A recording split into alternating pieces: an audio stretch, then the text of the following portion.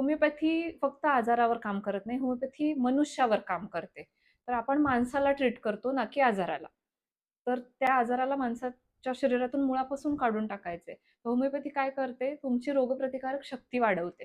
तर ह्या गोष्टीला थोडासा वेळ लागतो म्हणून लोकांचा असा समज झालाय की होमिओपॅथी स्लो काम करते. पण असं अजिबात नाहीये. बऱ्याच आजारांमध्ये होमिओपॅथी खूप फास्ट रिझल्ट्स देते आणि मिरॅकल्स दाखवते. अर्ध्यापेक्षा जास्त आजार आहेत जे की लाईफस्टाईल डिसऑर्डर्समध्ये येतात आणि उरलेले जे आहेत ते मेंटल त्याचा माइंड हा कॉज आहे, रूट कॉज तो आहे. तर ह्या गोष्टींवर काम करण्यासाठी सगळ्यात पहिल्यांदा तुम्हाला एक्सरसाइज, व्यायाम आणि ध्यानधारणा किंवा मेडिटेशन ह्या गोष्टी आपण जे म्हणतो ते केलं पाहिजे. दुसरी गोष्ट होमिओपॅथी उपचार पद्धती जर घ्यायची असेल, तर तुमच्यामध्ये सातत्य, कन्सिस्टन्सी असली पाहिजे आणि दुसरं पेशन्स म्हणजे संयम खूप गरजेचं आहे. कारण ह्याला ज्या आजारांना वेळ लागणार आहे बरं व्हायला, त्या गोष्टी कन्सिस्टन्सी आणि पेशन्सनीच ठीक होणार आहेत. तर लाईफस्टाईलवर फोकस करणं, आपलं लाईफस्टाईल नीट करणं, आपलं झोपेचं रुटीन नीट ठेवणं आणि परत माइंडवर काम करणं, हे खूप महत्वाचं आहे यूथसाठीच. कसं केलं पाहिजे ते? म्हणजे काय? रुटीन सेट केलं पाहिजे. म्हणजे तुम्ही दिवसभराचं तुमचं टाईम टेबल सेट केलं पाहिजे. तुमचे वर्किंग अवर्स किती आहेत? तिथून मग त्याच्या स्वतःसाठी 1 तास देणं खूप गरजेचं आहे. त्या 1 तासामध्ये तुम्ही तुम्हाला आवडणारी हॉबी करू शकता किंवा 1 तास तुम्ही योगासनं करू शकता, जिमची हेल्प घेऊ शकता किंवा दुसरे एक्सरसाइजेस करू शकता, वॉकिंग आहे. ह्या गोष्टी रोजच्या दैनंदिन रुटीनमध्ये कमीत कमी 45 मिनिटं तर 1 तास रोज फॉलो केलं पाहिजे. दुसरा मुद्दा येतो खाण्यापिण्याचा. तर आपण जेव्हा उठतो सकाळी, समजा आपण 7 वाजता उठतोय, तर 7 वाजता उठल्यानंतर पुढच्या 2 तासांमध्ये म्हणजे 9 वाजेपर्यंत, ह्या 2 तासांमध्ये आपलं पहिलं मील घेतलं गेलं पाहिजे. आणि पहिलं मील म्हणजे चहा बिस्किटं किंवा कॉफी बिस्किट हे नाहीये. पहिलं मील म्हणजे तुम्ही सॉलिड काहीतरी खाल्लं पाहिजे, जे हेल्दी पण आहे. ज्याच्यात सगळे न्यूट्रिएंट्स प्रोटीन्स, वगैरे. न्यूट्रिएंट्स हे पण फुलफिल होतात, फायबर्स, कार्ब्स. तर पहिल्या 2 तासांमध्ये मग काय घेऊ शकता तुम्ही? तुम्ही इडली, डोसा ह्या अशा गोष्टी घेऊ शकता किंवा घरी बनवलेलं चपाती, भाजी, पराठे आहेत वेगळे-वेगळे, हे घेऊ शकता. होमिओपॅथी ही अशी पॅथी आहे ज्याच्यात फक्त आजार किंवा फक्त शारीरिक आजारवर काम नाही होत. तर सुरुवात होते तुमच्या भावना, तुमचे माइंड, मानसिक आजार इथून आपण सुरुवात होतो. केस टेकिंगचा प्रकारच असा आहे, की त्याचं कनेक्शन सगळं शारीरिक आजारांसोबत असतं. सो नक्कीच स्ट्रेसवर, अँक्झायटीवर जो काय ओव्हर थिंकिंग आहे, एन्व्ही, ग्रीफ, सॉरो, फिअर ह्या गोष्टींवर प्रत्येक ह्या एका-एका मुद्द्यासाठी होमिओपॅथीमध्ये अनेक वेगवेगळी औषधं आहेत. तसंच होमिओपॅथीमध्ये अजून एक पार्ट येतो तो बॅच फ्लॉवर रेमेडीज जर तुम्ही ऐकलेला असेल, तर बॅच फ्लॉवर रेमेडीज म्हणजे काय? पुष्पौषधी ज्याला मराठीत म्हणतात. तर हे खूप माईल्ड आणि जेंटल औषधं आहेत, जी फुलांपासून बनवली जातात आणि ही औषध मानसिक आजारांवर खूप चांगल्या प्रकारे काम करतात. आपल्याकडे जे पण पेशंट्स आहेत, जे मानसिकदृष्ट्या ट्रीटमेंट घेण्यासाठी येतात, त्यांना बॅच फ्लॉवर प्लस होमिओपॅथी असं कॉम्बिनेशन करून दिलं, तर त्यांना खूप चांगले रिझल्ट्स आहेत आणि खूप चांगल्या प्रकारे ही औषधं काम करतायत. तर होमिओपॅथीमध्ये नक्कीच मानसिक आजारांवर खूप चांगले उपाय आहेत किंवा खूप चांगली ट्रीटमेंट आहे. आणि बिझनेस विथ श्रवण पॉडकास्ट चॅनलमध्ये व इंस्टाग्राम पेजमध्ये आपलं स्वागत आहे मॅम. खरं तर तुम्हाला होस्ट करणं म्हणजे आमच्यासाठी सौभाग्यच म्हणावं. थँक तुम्ही आम्हाला वेळ दिला त्यासाठी यू. खूप खूप धन्यवाद आहे. खूप खूप ऋणी आहे की तुमचा वेळ आम्हाला आज मिळू शकला. आणि सगळ्यात पहिलं तर मला तुम्हाला हाच प्रश्न विचारायचा आहे की व्हॉट इज होमिओपॅथी? होमिओपॅथी काय आहे? होमिओपॅथीची तुम्ही सुरुवात कशी केली? आणि होमिओपॅथी आपल्या डे टू डे लाईफमध्ये कसं इम्पॅक्ट पाडत आहे येस. ह्याविषयी. नक्कीच. तर होमिओपॅथी हे एक आधुनिक मेडिकल सायन्स आहे. ज्याच्यामध्ये आपण म्हणूयात, की होमिओपॅथी एका तत्वावर काम करतं, लाइक क्युअर्स लाइक. म्हणजे काय सोप्या भाषेत सांगायचं झालं तर फॉर एन एक्झाम्पल आपण कुठलातरी एक पदार्थ घेतला. त्या पदार्थाला आपण निरोगी व्यक्तीला खायला दिलं किंवा त्याच्यावर अप्लाय केला. तर तो पदार्थ घेतल्यानंतर त्या व्यक्तीच्या शरीरात जी लक्षणं निर्माण होणार आहेत, जे सिम्प्टम्स निर्माण होणार आहेत, तसे सिम्प्टम्स असलेला रोगी त्या रोग्याला ह्या पदार्थापासून बनवलेलं औषध दिलं जातं आणि त्याला समचिकित्सा पद्धती असं म्हणतात. म्हणजे लाइक क्युअर्स लाइक, ज्याला आपण बोलीभाषेत काट्याने काटा काढणं असं म्हणतो. तर ह्या तत्वावर होमिओपॅथी काम करते. आता मी होमिओपॅथीची सुरुवात कशी केली, तर असं काही टार्गेट नव्हतं, की होमिओपॅथीकडे वळायचं आहे किंवा काय डॉक्टर बनायचं आहे हेच मुळात हे नव्हतं. काय बनायचं होतं मग? मला बनायचं होतं, बरेच ऑप्शन्स होते. आधी आर्किटेक्ट होतं, मग थोडंसं फिल्म इंडस्ट्रीकडे होतं, त्याच्यानंतर फूड फूड इंडस्ट्रीकडे म्हणजे शेफ बनायचं होतं. पण जे आपण म्हणतो ना, की आपल्या ह्या गोष्टी सतत बदलत राहतात. तर ते येऊन थांबलं डॉक्टरवर आणि मी खूप खुश आहे, की मला डॉक्टर बनायला मिळालं. पालकांनी जे माझ्यासाठी निवडलं ते अर्थात योग्यच असतं, जे आपले पेरेंट्स निवडतात. तर मी होमिओपॅथीला ॲडमिशन घेतल्यानंतर मला स्वतःला कळलं, की होमिओपॅथी काय आहे. अदरवाईज आधी कधी वापरलं नव्हतं स्वतःसाठी औषध पद्धती म्हणून किंवा फारसं काही नॉलेजही नव्हतं, की अशी काहीतरी एक पॅथी आहे एवढंच माहिती होतं. आणि माझंही मिथ होतं तेव्हा, की ही स्लो काम करणारी पॅथी आहे. तर जोपर्यंत आपण त्यात उतरत नाही तोपर्यंत आपल्याला कळत नाही, की हे आहे काय ॲक्चुअली. तर पेरेंट्सनी त्या फील्डसाठी निवड केली किंवा त्यांनी माझ्यासाठी ते फील्ड निवडलं आणि मी खूप आभारी आहे त्यांची. आणि आता माझं होमिओपॅथीवर प्रचंड प्रेम आहे, की मी फक्त होमिओपॅथीचीच प्रॅक्टिस करते आता. छान. म्हणजे थोडक्यात destiny has brought you yes, here. Yes. ठीक आहे. माझा दुसरा प्रश्न आता असा आहे की होमिओपॅथिकचे जे मेडिसिन्स असतात ते युजली म्हणतात लोक की स्लो काम करतात, स्लो वर्क करतात. तर असं का आहे? म्हणजे मुळात ते खरंच स्लो वर्क करतायत का लोकांच्या बॅड फूड हॅबिट्स किंवा टॉक्सिक गोष्टी जे ते कन्झ्युम करतात त्या कारणामुळे ते म्हणजे सकाळी दिवसभर तुम्ही काही घाण खायचं आणि संध्याकाळी येऊन त्या गोष्टींवरती तुम्ही औषध प्यायचं किंवा ते औषध तुम्ही घ्यायचं, चांगलं काय होणारच नाही ना, कारण तुम्ही ऑलरेडी घाण गोष्टी कन्झ्युम केलेल्या अगदी आहेत. बरोबर. त्यानंतर तुम्ही परत येऊन म्हणता नाही नाही माझी ही गोळी कामच करत नाही. का नाही करत? कारण तुम्ही तुमचं टॉक्सिक फूडच तर नाही ना टाळत आहात, बॅड फूड हॅबिट्स तर टाळत नाही आहात ना. एक्झॅक्टली. अगदी तर बरोबर आहे. मॅम तर हे पार्शली किंवा आपण असं म्हणूयात अर्धसत्य आहे, की होमिओपॅथी स्लोच काम करते किंवा जे आपल्या समाजात एक विचारसरणी झालेली आहे, की नाही ही पॅथी म्हणजे एकदम स्लो काम करते, ह्याचे रिझल्ट्स उशिरा येतात. तर हे अगदी असं नाहीये. ते डिपेंड करतं. आता आपल्याला जसं की माहिती आहे, की अॅक्यूट आणि क्रोनिक म्हणजे काही आजार असतात ते अगदी कमी काळात झालेले असतात आणि काही जुनाट आजार असतात. तर त्या आजाराच्या प्रकारावर अवलंबून आहे, की ती पॅथी कशी काम करते. तर होमिओपॅथीमध्ये खूप इन्स्टंट रिझल्ट दिसणारे सुद्धा काही आजार आहेत, जसं की व्हायरल इन्फेक्शन असेल किंवा आत्ता-आत्ता झालेला सर्दी खोकला, ताप आहे, ह्याच्यात अगदी काही तासात फरक जाणवतो. आणि मग अगदी काही जुनाट आजार आहेत, जसं की स्किनचे आजार आहेत किंवा ॲलर्जिक काही आजार आहेत किंवा जुने सर्दी खोकल्याचे आजार आहेत, किडनी स्टोन म्हणा. ह्या आजारांमध्ये थोडासा वेळ घेतला जातो. कारण एकतर आपण काय करतो सगळीकडे ट्राय करून मग कुठे जिथे काम नाही होते, मग चला होमिओपॅथीकडे वळा. तर ह्याच्यामध्ये एक मुद्दा असा आहे, की होमिओपॅथी फक्त आजारावर काम करत नाही, होमिओपॅथी मनुष्यावर काम करते. तर आपण माणसाला ट्रीट करतो ना, की आजाराला. तर त्या आजाराला माणसाच्या शरीरातून मुळापासून काढून टाकायचंय. होमिओपॅथी काय करते, तुमची रोगप्रतिकारक शक्ती वाढवते. तर ह्या गोष्टीला थोडासा वेळ लागतो म्हणून लोकांचा असा समज झालाय, की होमिओपॅथी स्लो काम करते. पण असं अजिबात नाहीये. बऱ्याच आजारांमध्ये होमिओपॅथी खूप फास्ट रिझल्ट्स देते आणि मिरॅकल्स दाखवते. आजचे जे यूथ आहे, आजचे जे यंग मुलं आहेत, ते आजकाल एन्झायटी, हेअरफॉल, ॲसिडिटी आणि अशा भरघोस समस्येतून जात आहेत. तर यंग वयात एकतर हे चांगलं नाहीच आहे. तर ह्याच्यावरती काय सोल्युशन आहे? म्हणजे आता माझं वय 21 आहे आणि असे माझे कित्येक मित्र ज्यांना ॲसिडिटीचा त्रास आहे, ज्यांना हेअरफॉलचा त्रास आहे, ज्यांना एन्झायटीचा त्रास आहे, थोडक्यात मेंटल इश्यूज पण आणि हेल्थ डिसीज पण.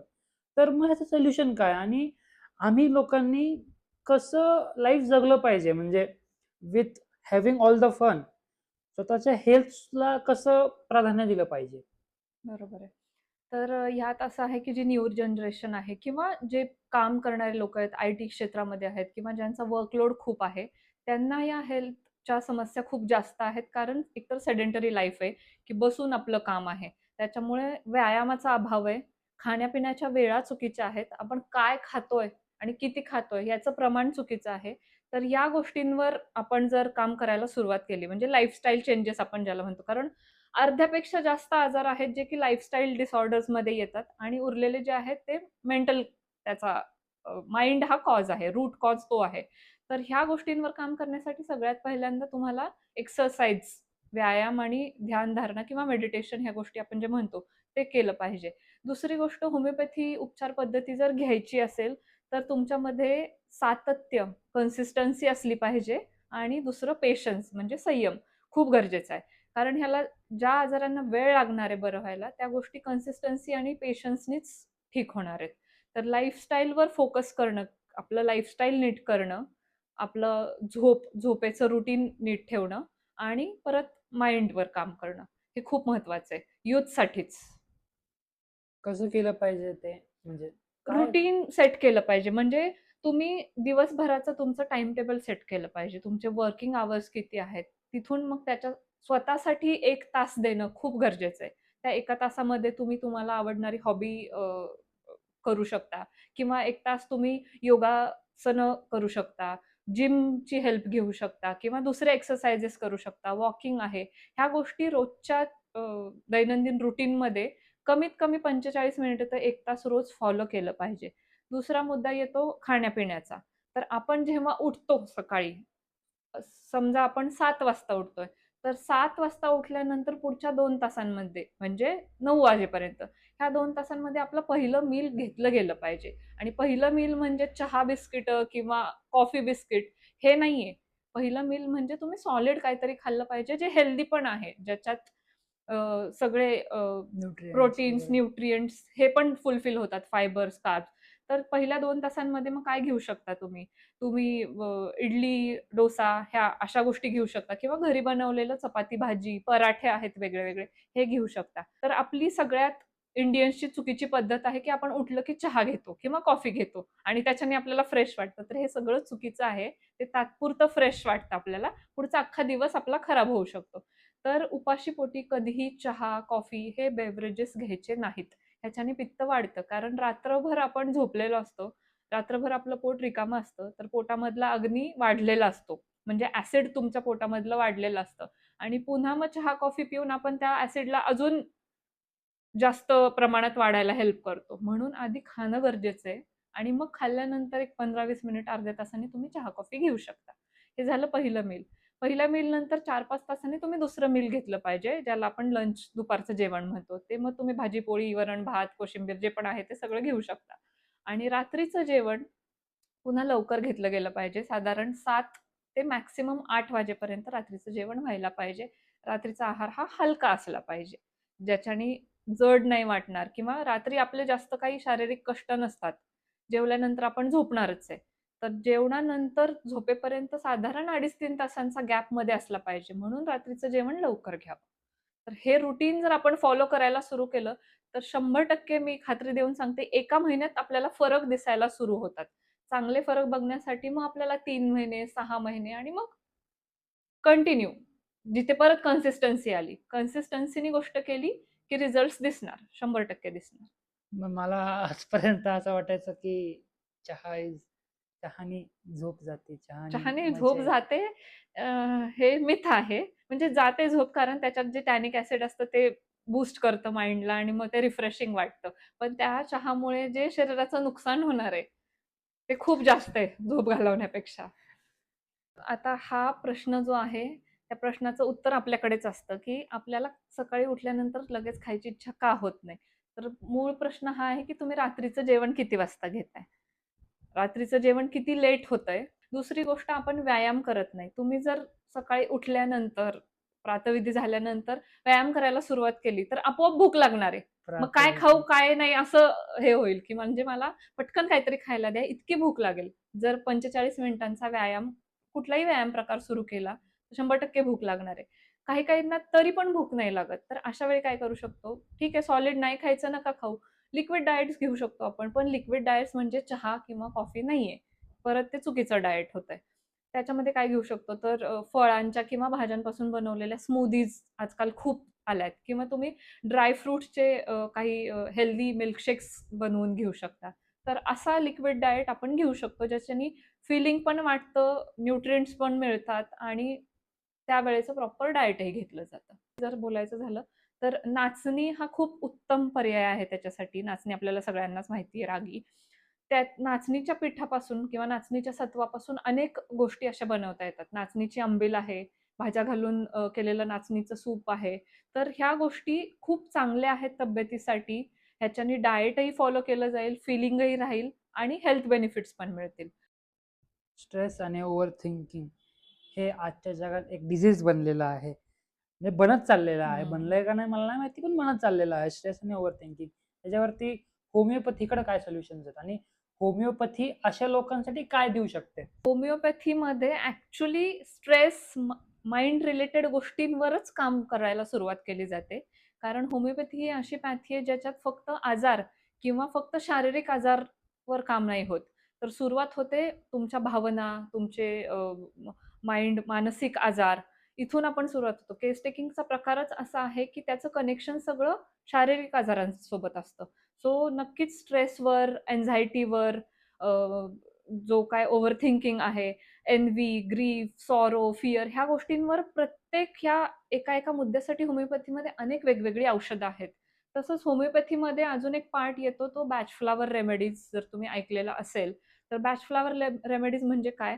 पुष्पौषधी ज्याला मराठीत म्हणतात. तर हे खूप माईल्ड आणि जेंटल औषधं आहेत, जी फुलांपासून बनवली जातात आणि ही औषध मानसिक आजारांवर खूप चांगल्या प्रकारे काम करतात. आपल्याकडे जे पण पेशंट्स आहेत, जे मानसिकदृष्ट्या ट्रीटमेंट घेण्यासाठी येतात, त्यांना बॅच फ्लॉवर प्लस होमिओपॅथी असं कॉम्बिनेशन करून दिलं, तर त्यांना खूप चांगले रिझल्ट्स आहेत आणि खूप चांगल्या प्रकारे ही औषधं काम करतायत. तर होमिओपॅथीमध्ये नक्कीच मानसिक आजारांवर खूप चांगले उपाय आहेत किंवा खूप चांगली ट्रीटमेंट आहे. आणि लोकांना सध्या लेट नाईट क्रेव्हिंग्स पण व्हायला लागल्यात. त्यावर तुमचं काय मत आहे? लेट नाईट क्रेव्हिंग्ज का होतंय? कारण आपण लेट नाईटपर्यंत जागतोय. मु मुळात तो पॉइंटच चुकीचा आहे, की आपण म्हणतो, की शांत आणि चांगली झोप असावी आपली 7 ते 8 तास. पण हे 7 ते 8 तास झोप होतीये म्हणजे कुठल्याही वेळेत घेतलेली झोप आहे का ती योग्य? तर नाहीये. जर तुम्ही म्हणाल, की मी रात्री 1-2 वाजता झोपतो आणि मी सकाळी 8-9 वाजेपर्यंत उठतो, तर माझी होतीये की 7 ते 8 तास झोप. पण ही चुकीची आहे. कारण ती अर्धवट कंप्लीट होतीये. 7 ते 8 तास झोप होतीये हा मुद्दा बरोबर आहे. पण ती वेळ खूप चुकीची आहे. आपलं शरीर मनुष्याचं शरीर जे आपले पूर्वज सांगतात, की सूर्यास्तानंतर खाऊ नये किंवा लवकर झोपावं. तर ते त्या दृष्टीनेच बनलेलं आहे आपलं शरीर. तर आपण जितकं लवकर झोपू, तितकं मग सकाळी उठायला पण आपल्याला लवकर उठायला हेल्प होते. आणि जर लवकर झोपलो तर हे लेट नाईट क्रेव्हिंगचा विषय येणार नाही. ओव्हर थिंकिंगमुळे जितकं आपण जास्त लेट नाईटपर्यंत जागू, तेवढं ओव्हर थिंकिंग वाढतं. ब्रेनला जास्त काम करावं लागतं आणि ब्रेनला काम करावं लागलं, की अर्थातच मग भूक लागणार आहे. आणि मग भूक लागली, की आपण काहीतरी जंक फूड किंवा काहीतरी अ, जे शरीरासाठी योग्य नाही अशा गोष्टी खाणार आहे. त्यामुळे झोप खूप महत्त्वाची आहे. वेळेत घेतलेली झोप महत्त्वाची आहे, ज्याच्याने ह्या सगळ्या गोष्टी टाळता येऊ शकतात.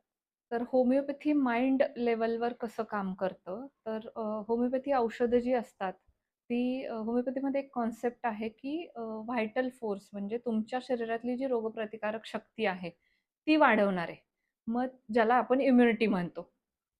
बरोबर आहे. इम्युनिटी बूस्ट करतं. तर होमिओपॅथी हे आजारावर काम करतच नाही. होमिओपॅथी काम करते मनुष्यावर. त्या माणसाची आतली एनर्जी किंवा जी रोगप्रतिकारक शक्ती आहे, इम्युनिटी आहे, ज्याला व्हायटल एनर्जी, व्हायटल फोर्स म्हणतो आम्ही, ती इतकी वाढवतं, की ती व्यक्ती स्वतः त्या आजाराला घालवायला मदत करते.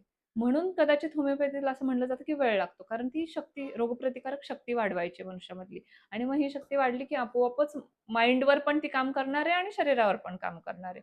दुसरं होमिओपॅथीची औषधं ही निसर्गातल्या असणाऱ्या गोष्टींपासून बनवली जातात. तर त्या पदार्थाचं साम्य जसं की आपण आधी पण बोललो, त्या पदार्थाचं साम्य आणि त्या मनुष्यामध्ये जे क्वालिटीज आहेत, ह्या दोघांचं कॉम्बिनेशन बनवलं जातं किंवा मॅच केलं जातं आणि त्या पद्धतीने मग ते औषध काम करतं. आजचं युथ जर म्हणाल, की कुठल्या चुकीच्या गोष्टी करतंय, सगळ्यात पहिलं आहे हे सोशल मीडिया आणि गॅजेट्स वापरणं. अतिरिक्त वापर आहे त्याचा. म्हणजे खूप वेळ सोशल मीडिया वापरणं किंवा खूप फोनच्या आहारी जाणं. फोनच्या हे आहारी जाणं. हे गोष्ट पहिलं थांबवू नाही शकत आपण, कारण आपण सगळेच त्याच्या इतके आहारी गेलोय, की थांबवता तर नाही येणार. पण ह्याला आपण कमी नक्कीच करू शकतो. मग ह्याच्यासाठी काय करायचं? पुन्हा तेच आहे, की तुम्ही एक्सरसाइज करा, तुम्ही तुमचं रोजचं रुटीन फॉलो करा. दुसरी गोष्ट आहे, जसं की आपण आता बोललो, की व्यसनाधीन होतायत यूथ. हे पुन्हा त्या सोशल मीडियाचाच इम्पॅक्ट आहे, की स्टँडर्ड किंवा छान लाईफस्टाईल किंवा काहीतरी मिथ बनवून ठेवलेत, की असं केलं म्हणजेच मी 4 लोकांमध्ये बसण्याच्या योग्य आहे. म्हणजे मग काय तर दारू पिलं, सिगारेट हे केलं किंवा काय ज्याच्या आहारी जातात. तर असं अजिबात नाहीये. ह्याच्याने फक्त शरीर खराब होतंय, मन खराब होतंय. आजच्या यूथला इतके मानसिक प्रॉब्लेम आहेत, इतकं ओव्हर थिंकिंग आहे, इतका स्ट्रेस आहे. तर ह्या सगळ्या गोष्टी ह्या सोशल मीडियामुळे किंवा फोनमुळे किंवा आजकाल कॉम्पिटिशन जी वाढली आहे, की तू भारी का मी भारी, हे प्रूव्ह करण्यामध्ये इतकं मानसिकता खराब होत चालली आहे. तर ह्या गोष्टी अव्हॉइड करणं खूप गरजेचं आहे. स्वतःवर फोकस केला, तर गोष्टी चेंज होणार आहेत. आपण दुसऱ्यांवर फोकस करतोय. तर आपल्याला प्रॉब्लेम हा नाहीये, की सोशल मीडिया किंवा आपण फोन बघतोय किंवा अ, हे सगळे जे WhatsApp, Instagram आणि Facebook ह्याच्या आपण खूप आहारी आधी. जातोय, अधीन होतोय. प्रॉब्लेम हा आहे, की त्याच्यावर तुम्ही काय बघताय किंवा काय कंटेंटकडे तुम्ही अट्रॅक्ट होताय. तर त्याच्यावर कामाच्या गोष्टी खूप आहेत. पण आपण ते खरंच त्याचा यूज करतोय का? आपण नको त्या गोष्टींमध्ये इतके गुंतलो चाललोय, त्याच्यामुळे प्रॉब्लेम होतोय. हे यूज करणं नक्कीच चांगलं आहे, पण ते एका लिमिटपर्यंत चांगलं आहे आणि त्याचा चांगला वापर केला, जो आपल्यासाठी फायदेशीर आहे, आपलं पर्सनॅलिटी डेव्हलपमेंटसाठी फायदेशीर आहे, करिअरसाठी फायदेशीर आहे, तर ते नक्कीच चांगलं आहे. पण हे चुकीच्या पद्धतीने वापर केला जातोय. त्यामुळे ते खराब होतंय यूथचं मेंटॅलिटी. आपल्याला ॲसिडिटी होते. तर आपण काय समजा छातीत जळजळ करतंय किंवा उलटी होतीये, मळमळ होतंय, डोकं दुखतंय. तर आपण युजुअली औषध कशासाठी घेतो, की मला ॲसिडिटी झालीये. तर आपण काहीतरी गोळी घेतली XYZ आणि त्याच्याने काय होतं, मग आपलं डोकं थांबतं किंवा आपल्याला उलटी होत नाही किंवा मळमळ थांबून जाते, छातीतली जळजळ थांबते. तर हे काय करतं, ती गोळी त्या आजाराला सप्रेस करते. ते आपल्या शरीरातून बाहेर नसतं निघालेलं. होमिओपॅथीमध्ये कदाचित त्यावेळेला ते सिम्प्टम लगेच थांबणार नाहीत किंवा थांबतीलही. पण ते काय करतं, तुमच्या मुळाशी जातं. तुमच्या ज्या सवयी आहेत, जे तुमचं रुटीन डिस्टर्ब झालेलं आहे, ते नीट करण्यासाठी शरीराची पॉवर वाढवतं. तर ह्याच्यामध्ये तर शरीराची पॉवर वाढवतं ते, शरीराची इम्युनिटी बूस्ट करतं. तुमच्या शरीरात ॲसिड होण्याची जी प्रक्रिया आहे, त्याला रेग्युलेट करतं. ॲसिडला सप्रेस नाही करत. ते ॲसिड दाबलं नाही जात. ते ॲसिड कधी-कधी होमिओपॅथिक औषधं घेतल्यानंतर ज्या आजारासाठी आपण औषध घेतोय, तो आजार जास्त प्रकर्षाने कोणाकोणामध्ये जाणवतो. तर लोकांना वाटतं, की हे अग्रवेट का झालंय? ते अग्रवेशन नसतं. ती बरोबर पद्धत असते पॅथीची काम करण्याची. तर बऱ्याचदा असं होतं, की ॲसिडिटीसाठी औषध होमिओपॅथिक घेतल्यानंतर ॲसिडिटी जास्त ट्रिगर होते. तर ही बरोबर पद्धत आहे. त्याच्याने ती आजाराची प्रोसेस हळू ट्रिगर होत वाढतं आणि मग ते हळू कमी करत जातं. तर तेच आहे, की नॅचरली त्या आजाराला शरीरातून काढण्यासाठी होमिओपॅथी मदत करते. म्हणजे थोडक्यात ते सप्रेस करत नाही. सप्रेस नाही करत, त्याला मुळापासून शरीरातून बाहेर काढतं. काढायचा प्रयत्न असतो. त्या पण कारणाने ह्याच्यासाठी आपण स्वतःचे एफर्ट्स 50% घेणं गरजेचं आहे. कारण कुठलीही पॅथी जी काम करते ती 50% ते 60% काम करते. बाकी एफर्ट्स ह्युमन्सचे असले आपल्या पाहिजेत, आपले असले पाहिजेत. ज्याच्यामध्ये त्याच गोष्टी येतात, की लाईफस्टाईल चेंजेस, एक्सरसाइज, झोपेच्या वेळा आणि तुमचं स्ट्रेस लेव्हल मॅनेजमेंट. जेव्हा माइंड खूप डिस्टर्ब होतं, तेव्हा जास्त डीपला गेलं तर मग 2 गोष्टी पहिल्या अफेक्ट होतात. एक तर आपलं जी-आय ट्रॅक म्हणजे आपलं पचन संस्था आणि दुसरं स्किन. तर ह्या दोन्हीवर होमिओपॅथी खूप चांगल्या प्रकारे काम काम करतं आणि होमिओपॅथीत खूप चांगले रिझल्ट्स आहेत.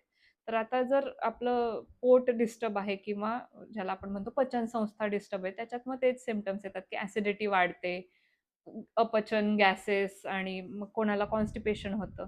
कारण जिथे यूथचं आता माइंड जर डिस्टर्ब होतंय, माइंड डिस्टर्ब झालं की झोप डिस्टर्ब होणार आहे. ही सगळी साखळी आहे. झोप डिस्टर्ब झाली की कॉन्स्टिपेशन आणि ह्या गोष्टी, पोट बिघडणं, ह्या गोष्टी होणार आहेत. मग ते झालं की मग ते हळू-हळू पाईल्सकडे जाणार आहे. असं करत-करत ती साखळी आहे एकमेकांमध्ये अडकलेली.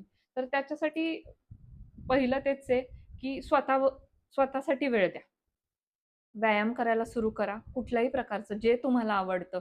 स्विमिंग करा, वॉकिंग करा, रनिंग करा, कुठलातरी गेम खेळा, योगासनं करा, डान्स आपण आठवड्यातून करू शकतो. जे माइंडला रिफ्रेश किंवा एनर्जी देतं.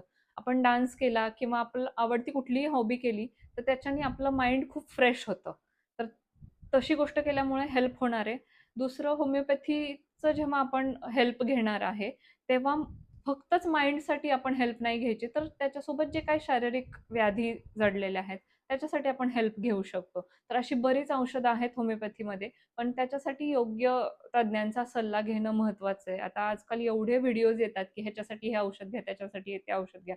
पण होमिओपॅथी ही पूर्ण त्या मनुष्यावर काम करणार आहे. त्यामुळे 2 सेम आजार असणाऱ्या व्यक्तींची औषधं वेगळी-वेगळी असतात होमिओपॅथीमध्ये.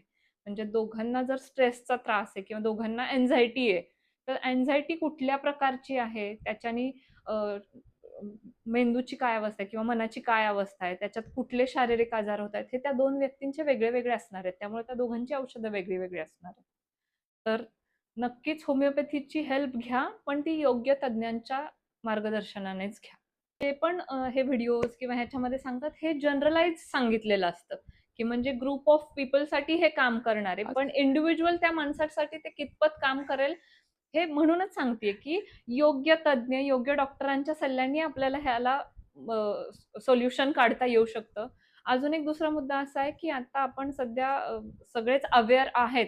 पण अजून म्हणावं तितका अवेअरनेस आलेला नाहीये, की तुम्ही वर्षातून एकदा पूर्ण रुटीन बॉडी चेकअप करणं खूप गरजेचं आहे. त्याच्यामध्ये मग छोटे-छोटे कॉजेस आता जसं की डेफिशियन्सीज आपल्यामध्ये सगळ्यांमध्ये डेफिशियन्सीज असतात. लहान मुलांपासून मोठ्यांपर्यंत.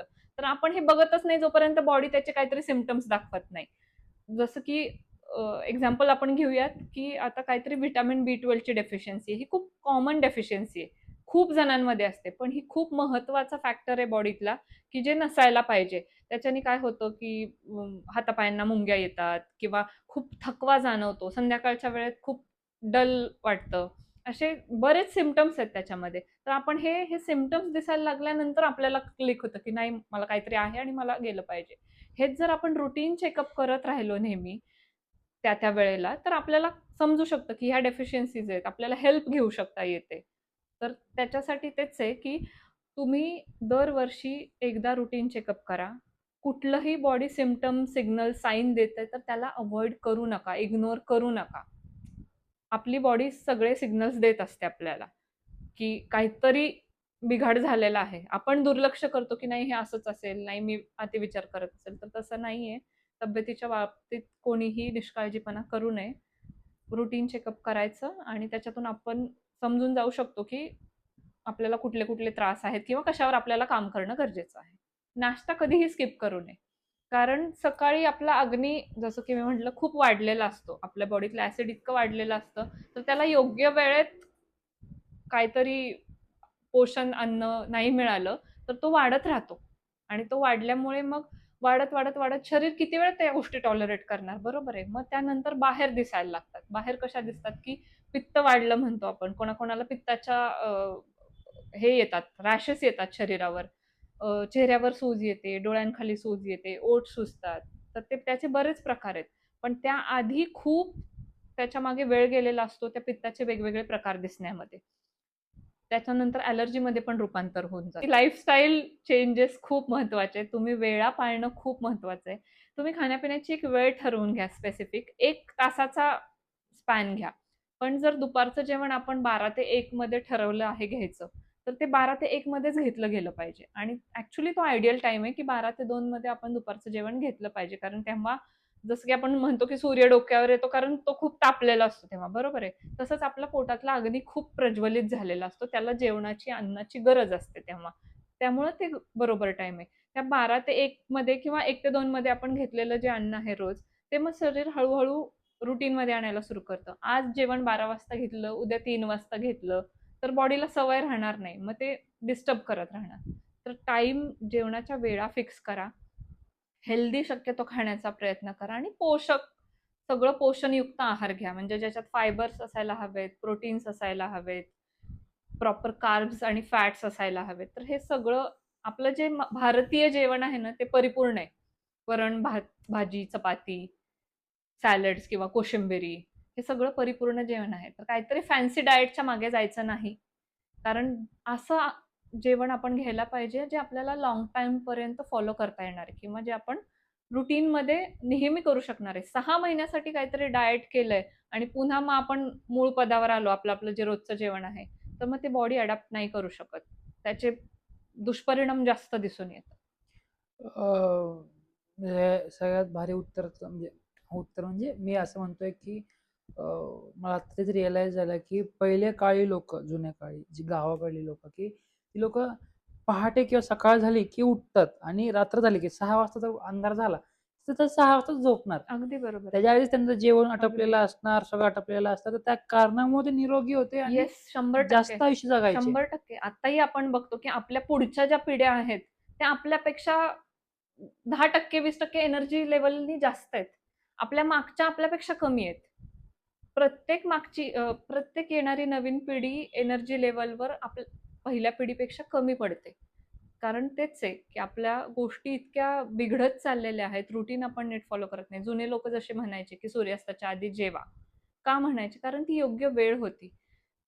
त्यावेळेला जेवल्यानंतर झोपेपर्यंत 3 तासांचा गॅप होता. मग तेव्हा तर सायन्स एवढं अ, हे झालेलं पण नव्हतं, माहिती झालेलं नव्हतं लोकांना. तरी त्यांना एवढ्या सगळ्या गोष्टी माहिती होत्या, की जे आता आपण पुन्हा त्या गोष्टी यायला लागल्यात आणि पुन्हा सगळे लोकं त्या गोष्टी जुन्या फॉलो करतायत आणि ते ॲक्चुअली आयडियल रूटीन आहे, जे आपण सगळ्यांनी अडॉप्ट केलं पाहिजे.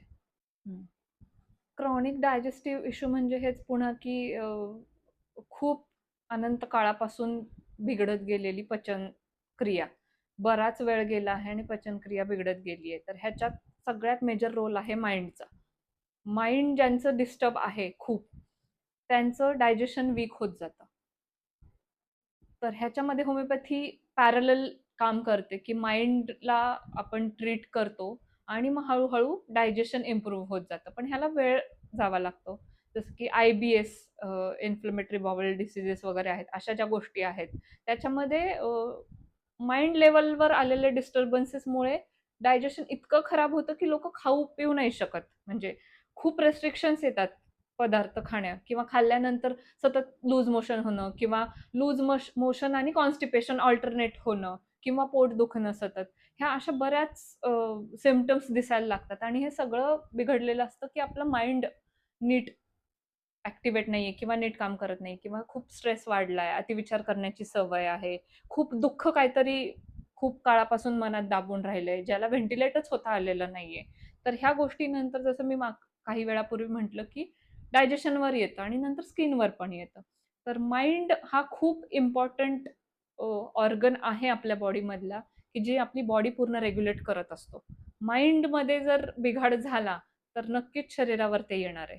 तर माइंडची काळजी घेणं खूप गरजेचं आहे. मानसिक आरोग्य जपणं खूप गरजेचं आहे आणि होमिओपॅथीमध्ये खूप चांगले औषधं आहेत, जे आपल्या मानसिक तक्रारींना अ, नीट करू शकतात असे.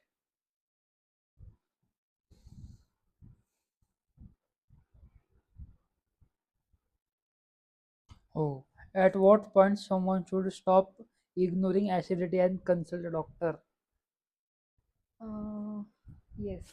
ॲट व्हॉट पॉइंट असं म्हणूयात तर आता जसं प्रत्येक माणूस वेगळा आहे, प्रत्येकाची प्रकृती वेगळी आहे, त्याची रिॲक्ट करण्याची कपॅसिटी वेगळी आहे. तसं ॲसिडिटी किंवा कुठलाही सिम्प्टम सहन करण्याची ताकदही वेगळी आहे. तर मी म्हणेल, की जितकं लवकरात लवकर सिम्प्टम्स दिसायला लागल्यानंतर एकतर रुटीन व्यवस्थित करणं स्वतःचं, जे बेसिक लेव्हलला आपण घरात राहून करू शकतो, ते करू शकता किंवा खूप उलट्या होतायत आणि सतत गच्च वाटणं किंवा छातीमध्ये जळजळ होत आहे, असे सिम्प्टम्स दिसत असतील, तर नक्कीच डॉक्टरांना भेटणं किंवा तज्ञांचा सल्ला घेणं हे खूप गरजेचं आहे. कारण ह्या गोष्टी हळू-हळू वाढत-वाढत मग अल्सर्सपर्यंत, गॅस्ट्रिक अल्सर्स होणं किंवा मग अजून पुढच्या स्टेजला जाऊ शकतात. तर तसं न होण्यासाठी इनिशियल स्टेजला जेव्हा उलट्या होतायत किंवा मळमळल्यासारखं होतंय, कोणाकोणाला उन्हात जाऊन आल्यानंतर त्रास होतो. तर अशा वेळेला लवकरात लवकर डॉक्टरांचा सल्ला घेतलेला बरा राहतो. हे माझ्याकडे बरेच टीन एजेस पेशंट आहेत जे 90% ॲक्नेसाठी येतात किंवा कुठल्यातरी स्किन डिसीजेस आणि हेअर फॉलसाठी येतात. तर होमिओपॅथीमध्ये नक्की याच्यावर सोल्युशन आहे. पुन्हा आता आपण जर ॲक्ने हा पॉइंट घेतला, ज्याला आपण पिंपल्स म्हणतो, की हा एक मुद्द्यावर आपण जर बोलायला घेतलं, तर पिंपल्स येण्याचे बरेच कॉजेस असतात. म्हणजे बरीच कारणं आहेत. त्याच्यामध्ये मुख्य कारणं आहेत, की जसं की डायजेशन खराब आहे, त्याच्यामुळे पिंपल्स येतात. कोणाला पोल्युशनमुळे पिंपल्स येतात, डॅन्ड्रफमुळे येतात, झोप नसणे, अशी अनेक कारणं आहेत. तर त्या ॲक्नेचा की पिंपल्सचा रूट कॉज शोधणं, हे खूप महत्त्वाचं आहे होमिओपॅथीमध्ये, की कारण काय आहे? कारण होमिओपॅथी ॲक्नेवर काम करतच नाहीये, रूट कॉजवर काम करणार आहे. आणि रूट कॉज जर सुधारला, तर ॲक्ने येणं कमी होणार आहे. बरोबर. ॲक्नेला औषधं देऊन काहीही होणार नाही. ते तेवढ्यापुरती कमी होतील. पण जर रूट कॉज जसं की जर डायजेशन खराब आहे आणि त्याच्यामुळे ॲक्ने येतायत, तर डायजेशन इम्प्रूव्ह नाही केलं तर ॲक्ने येणं थांबणार नाही. तर होमिओपॅथी त्या डायजेशनवर काम करणार आहे आणि पॅरलली ॲक्नेवर काम करणार आहे. Disease like thyroid, PCOS, diabetes are increasing in young adults. Why is this happening? Junk food आणि सेडेंटरी लाईफ आणि Sedentary life मध्ये काय?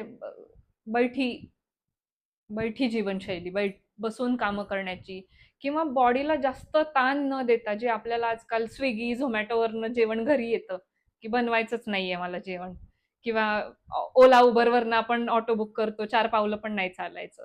हे जे काही चांगले म्हणजे बेनिफिट्स प्लस त्याचे जे काही बॅड इफेक्ट्स पण येतायत, त्याच्यामुळे ह्या गोष्टी वाढत चालल्यात. अजून एक की माइंड इतकं स्ट्राँगच राहिलेलं नाहीये, की एकतर रिजेक्शन जे आहे ते आजकालचे यूथ आपण पचवू नाही शकत आहे, की मला कसं नाही म्हणतात. ते पचवू नाही शकत आहे आणि त्याचा माइंडवर खूप जास्त इम्पॅक्ट होतोय, की नाही म्हणणं डायजेस्टच होत नाही, की कोणीतरी आपल्याला नाही म्हणतंय. मग ते कुठल्याही रिझनमध्ये असू दे, कामाच्या ठिकाणी असू दे, रिलेशनशिप्समध्ये असू दे, अनेक ठिकाणी आहेत, की मला कसं काय कोणी नाही म्हणू शकतं. हे ॲक्सेप्ट होत नाही. ॲक्सेप्ट न झाल्यामुळे ओव्हर थिंकिंग होतंय, अँक्झायटी वाढतीये आणि मग स्वतःला बेस्ट प्रूव्ह करण्यासाठी जी धावपळ चालली आहे, की हे पण करायचंय, ते पण करायचंय. तर ह्याच्यामुळे हे थायरॉइड, डायबिटीज किंवा बीपी हे सगळे पुन्हा लाईफस्टाईल डिसऑर्डर्स आहेत. आपणच आपली लाईफस्टाईल खराब करून घेतो आणि आपणच ते आजार लावून घेतो आणि मग परत आपणच त्याच्यावर औषधं घेत बसतो. खरं बोलत तुम्ही. रिजेक्शन रिजेक्शन ॲक्सेप्ट नाही होत आहे. आई शपथ नाही होत. की म्हणजे मी कोणाला तरी मी आवडत नाहीये तर का आवडत आई नाहीये? मी शपथ आवडलंच पाहिजे. असं नाहीये. नाही आवडत तर नाही आवडत आहे. की तू माझं ऐकत का नाहीयेस? किंवा तू असंच केलं पाहिजेस जे मला हवंय. मग त्याला काहीच फरक नाही पडणार आहे. फरक आपल्या मेंदू म्हणजे आपल्या मनाला पडणार आहे आणि आणि आपल्या मनाचा फरक सगळ्या शरीरावर येणार आहे. आणि पैसेही तुमचेच जाणार आहेत ट्रीटमेंट घेण्यासाठी. सो सगळ्यातच स्वतःवर काम करणं खूप गरजेचं आहे. सगळ्यातच लॉस आहे म्हणजे. सगळ्यातच लॉस आहे. आपलाच लॉस आहे. ती पण नाही मिळाली, पैसे पण गेले, सगळंच गेले. जाऊ दे बाबा, आता काय. हो, होमिओपॅथिक मूलभूत तत्व हे सिमिलिया सिमिलिबस सिमिबेसी. क्युरेंटर. हा हा. पण त्याचं आपण आता हे आहे होमिओपॅथी जी आहे त्याचं मूळ आहे जर्मन. तर थोडक्यात मी बोलू होमिओपॅथीबद्दल. तर हां, होमिओपॅथी जी इन्व्हेंट झाली आहे ती जर्मनीमधून झाली आहे. जे आमचे मास्टर आहेत ज्यांचं नाव आहे डॉक्टर सॅम्युअल हॅनेमन, जे होमिओपॅथीचे फाउंडर आहेत. हे ॲक्चुअली एम-बी-बी-एस डॉक्टर आहेत. ते त्या पॅथीवरनं तेवढे सॅटिस्फाईड नव्हते किंवा तेव्हा त्यांना अजून काहीतरी नवीन करायचं होतं म्हणून मग त्यांनी ह्या पॅथीचा शोध लावला, होमिओपॅथी. आणि त्यांचं ते मग मूलभूत तत्व आहे, की सिमिलिया सिमिलिबस क्युरेंटर हे लॅटिन वर्ड्समधलं आहे सेंटेन्स. त्याचा अर्थ आहे let like be treated by like. म्हणजे समान चिकित्सा पद्धती. म्हणजे जसं की आपण काही वेळापूर्वी बोललो, की एका पदार्थाचे जे गुणधर्म आहेत, तशा सिम्प्टम्स असणाऱ्या व्यक्तीमध्ये जर तो पदार्थ अप्लाय केला, औषध अप्लाय केलं, तर त्या पदार्थाचे गुणधर्म त्या व्यक्तीच्या त्या आजारांच्या पॉइंट्सला नीट करतं. आणि मग ती जे म्हणजे निसर्गात जे गोष्टी अवेलेबल आहेत, फुलं, पानं, प्लांट सोर्सेस, त्यांच्या सिमिलर क्वालिटीज ह्युमनमध्ये शोधून त्याचं औषध बनवून ते अप्लाय करणं. आणि हे खूप सौम्य असतात होमिओपॅथीची औषधं. खूप जेंटल असतात, खूप प्रोसेस केलेली असतात. त्यामुळे त्याचे खूप कमी किंवा साइड इफेक्ट्स नाहीयेत. खूप सेफ आहे पॅथी. फक्त तुमच्यात पेशन्स असला पाहिजे, की जो आजकाल नाहीये. पेशन्स असणं आणि सातत्य असणं खूप गरजेचं आहे. तर होमिओपॅथी नक्कीच हेल्प. छोटंसं उदाहरण देते मी, की म्हणजे ईझी समजू शकेल असं. तर आता आपण एक कुठलंतरी औषध घेऊयात, ज्याच्यापासून होमिओपॅथिक औषध बनवलं जातं, की जसं की कापूर. कापूरपासून कॅम्फर त्याच्यापासून होमिओपॅथीमध्ये औषध आहे. तर कापुराचा काय गुणधर्म आहेत? क्वालिटीज काय आहेत? की तो वरनं थंड असतो आणि आपण त्याला पेटवलं की आग येते. तर बाहेरनं थंड आणि आतून हीट.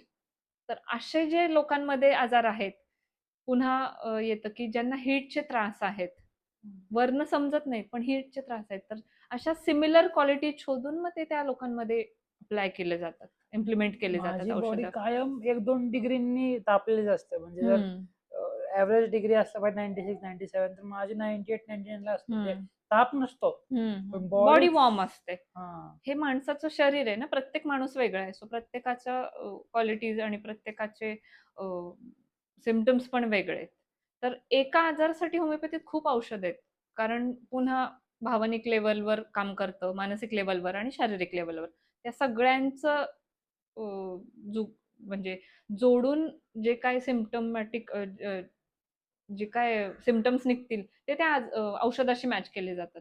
तर प्रत्येक माणसाचं एकाच आजाराचं औषध वेगळं असणार आहे. म्हणजे अशी 4 लोकांचं सेम आजार असेल, तर 4ही जणांची औषधं वेगळी आहेत होमिओपॅथीमध्ये. असं नाहीये की ॲसिडिटी आहे चौघांना, तर चौघांचं एकच औषध. असं होमिओपॅथीत औषध नाहीये जनरलाइज. थोडक्यात होमिओपॅथी हे पर्सनलाइज्ड आहे. पर्सनलाइज्ड आहे. येस, कस्टमाइज्ड काइंड ऑफ पॅथी आहे, जी त्या माणसाला बरं करते. माणसामध्ये असणाऱ्या आजाराला नाही बरं करत, त्या व्यक्तीला बरं करते. म्हणजे आता मी याचं उदाहरण खूप चांगल्या पद्धतीने देऊ शकतो, की आता मला ताप आलाय, तर तापाची मी गोळी घेणार. आता जी मी गोळी घेणार आहे, समजा डोलो घेणार आहे, तर डोलो ही क्वांटिटीमध्ये म्हणजे कुठलाही औषध असू द्या, कुठलीही गोष्ट असू द्या, जे मॅन्युफॅक्चर जेव्हा आपण करतो ना, तेव्हा आपल्याला ती हं. क्वांटिटीमध्येच करावी लागते. तर जे काय आपण गोळ्या खातो, औषधं पितो, ते सगळं क्वांटिटीमध्ये जनरली सगळ्यांसाठी ते एकसारखेच बनलेले असतात. एक्झॅक्टली. असे बऱ्याच आणि औषधं आहेत बाकी इतर पॅथींमध्ये, की हा अमुक एक आजार आहे, तर अमुक-अमुक औषध त्याच्यावर आहे. होमिओपॅथीत हा एक अमुक आजार आहे, तर हे अमुक औषध असं नाहीये.